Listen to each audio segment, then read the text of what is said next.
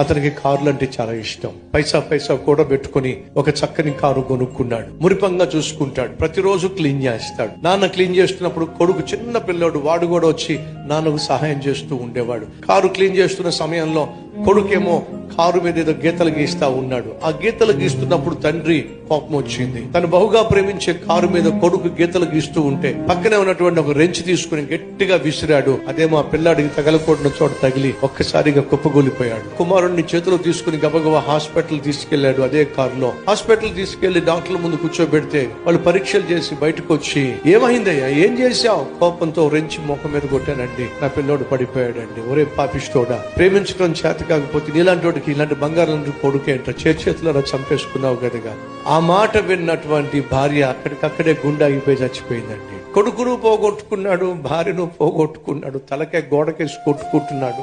ఆ కారును ప్రేమించాను కాబట్టి